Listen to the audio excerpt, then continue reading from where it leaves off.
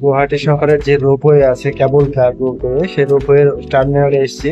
এখান থেকে টিকিট কেটে যাব হচ্ছে ওই পাশে এবং আসবো।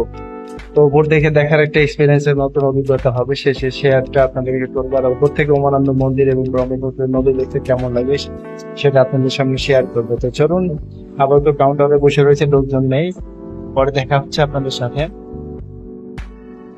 আসামের গুয়াহাটি শহরে যে রোপওয়েটা রয়েছে ব্রহ্মপুত্র নদীর উপরে, এখানকার টিকিটের মূল্য হচ্ছে 100 টাকা পার পিস। যাওয়া আসা 20 মিনিট লাগে, 200 টাকা পড়ে মাথা পিছু। রোপওয়েটি অনেক বড়, এখানে 26 জন লোক একসঙ্গে যাওয়া আসা করা যায়। তো বেশি না, মাত্র মিনিমাম 15 থেকে 16 জন লোক হলে রোপওয়েটা চালু হয়ে থাকে। তো আমাদের অলরেডি এখানে 6 জন আমরা লোক রয়েছি, অলরেডি উপরে উঠে চলে এসেছি।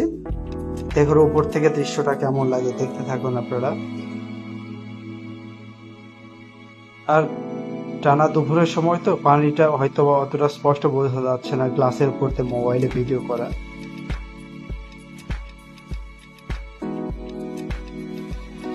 অনেক লোকজন রয়েছে।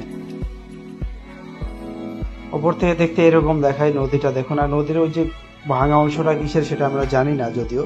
তো যাওয়া আসার পথে দেখলাম যে অনেকগুলো ভাঙা বাড়িগুলো রয়েছে, সেগুলো ধসে গিয়েছে, ভেঙে গিয়েছে নদীর পানি স্রোতে। এই যে দেখুন, এই পাশে আর একটা পিলার দেখা যাচ্ছে, ওই পাশে কাছে গেলে আর ভালোভাবে স্পষ্ট দেখাতে পারবো আপনাদেরকে।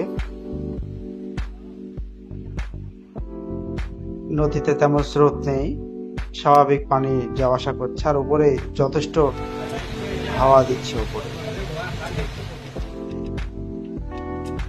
রোপওয়ে চলছে, মানুষজন সবাই একটু হই হুল্লোড় করছে।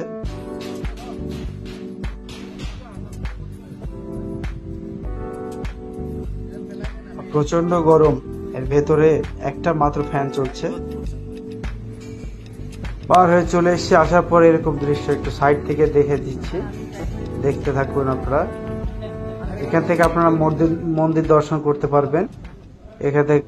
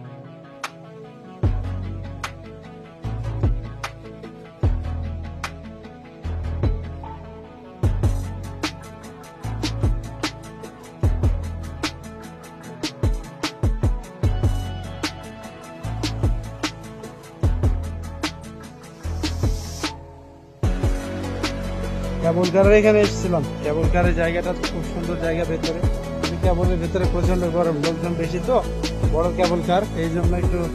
তাছাড়া এমনি সবকিছু ভালো, কোনো ঝাঁকি নেই, তেমন কোনো প্রবলেম নেই। এই যে রোপওয়ে কেবল কার টার্মিনাল গুয়াহাটি, এই সে কেবল কারের জায়গা।